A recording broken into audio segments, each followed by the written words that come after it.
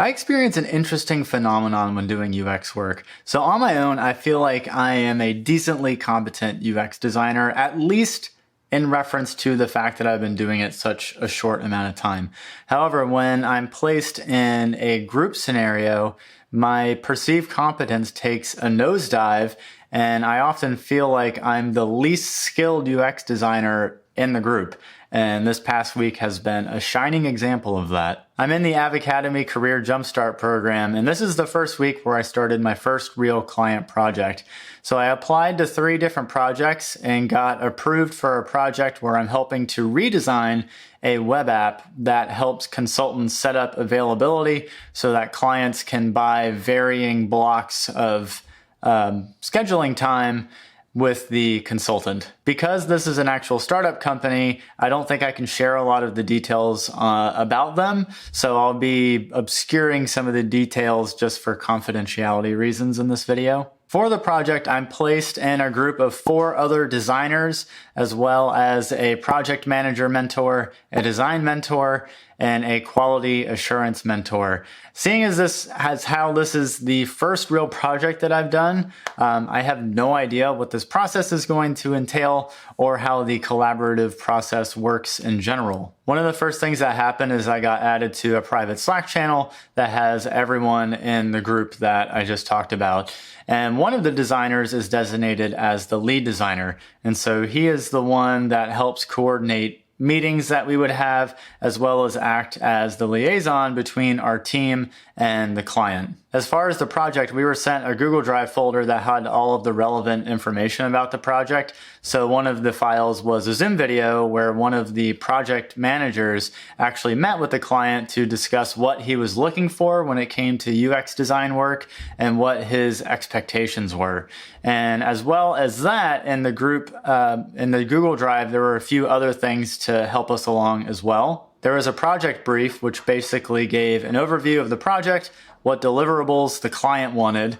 In this case, he wants user flows, wireframes, hi-fi screens, and a style guide. Then there's a client questionnaire, and this was something that was sent to the client to learn about what their product is, what other companies they're inspired by or maybe in competition with, what research they've gathered about their product, if any, as well as the elements that they like and dislike about their current UI. There's also the project plan, which is the list of different deliverables that we have to make for the client, as well as the due dates for those deliverables. And the last thing in the Google Drive is the user stories. And so these are the predefined sort of goals or actions that a user takes. And so depending on what those actions are, those will be the screens that we'll be designing for. We had a kickoff meeting on Zoom just to meet everyone on the team and sort of figure out what the next steps are.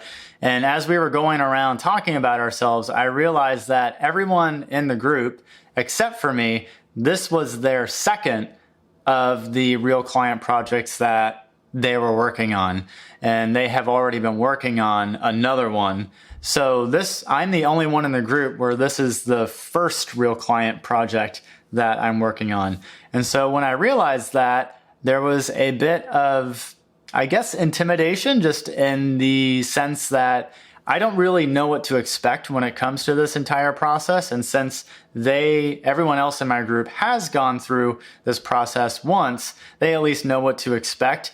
And so at this point, this is kind of where I felt the imposter syndrome coming in, where I felt like I just didn't know enough and was a little bit worried that I wouldn't contribute as much as I felt was helpful to the group.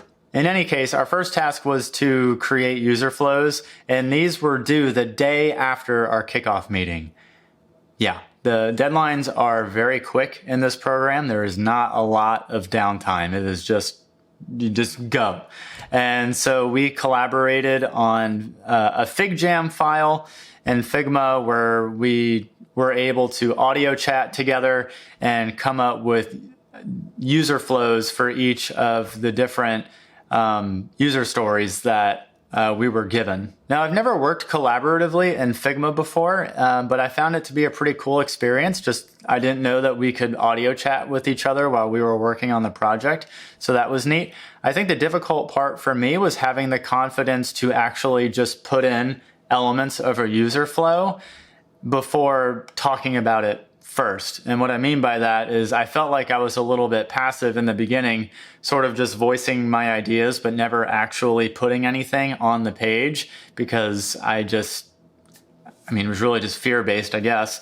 But over time, that started to wean down because I just forced myself to put in little elements, whether or not it was a screen block that I was putting in or an action block, and then talking about it afterwards. And I think it just takes repetition to build that confidence. I think another soft skill that is important is figuring out how to tactfully offer differing opinions when it comes to user flows, or really anything else when it comes to the design process. So for this section, for instance, there was a designer that was assigned a particular user flow, and so she went through and designed that. And a couple of the other designers, including myself, had sort of a differing opinion on how it should look. Nothing major, just like a couple little minor instances. And so I think in this moment, it's important not to shoot down the designer that made the user flow by saying, oh, I don't think that works well. But rather, I found that it was helpful to say, hey, that looks good. I wonder if we made X, Y, and Z change, if it might be a little bit more user-friendly for people to approach.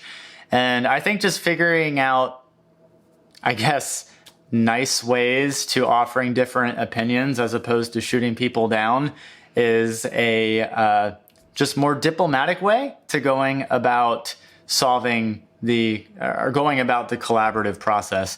Now, of course, because all of us are pretty much new to each other at this point, I think there's a lot more tact and diplomacy being used because we don't want to, appear to be like an asshole. But I could see down the line where we become more comfortable with each other and we'll be able to be just more direct with each other. Because I think if you practice being tactful all the time to such a high degree, then things start becoming less efficient. And so I think the more direct we can be with each other, but without, hurting people's ego or their feelings, then I think it'll just make the process a lot easier. So I'll be curious to see how that goes down the line. So at this point, we've designed our user flows and we've submitted them. And so at this point, we're really just waiting for approval from the design mentor. And then from there, we will either have to revise the user flows, or if they are approved by a design mentor, then they'll be submitted to the client for review and approval. And then if it's approved from there, then that's when we will move on to the wireframing stage. Or no, not the wireframing stage, to the style guide. And then we'll go on to the wireframing. But yeah, I can already tell that this Avocademy Career Jumpstart is going to be a worthwhile experience, just because it would have been immensely difficult for me to be able to find something like this on my own. Like, I could have found maybe a real client to work with, but I wouldn't be working collaboratively with anyone. And so I think having the ability to work collaboratively with not only designers, but like a project manager, and having some sort of communication with the client, that just offers a very unique experience that I feel like I'm going to be able to learn and grow from in a very big way. So I'll be sure to keep you updated as I go through week by week, as I go through this entire process. And when my next video becomes available, you can check that out right here. But until next time, I will see you in the next video. Take care.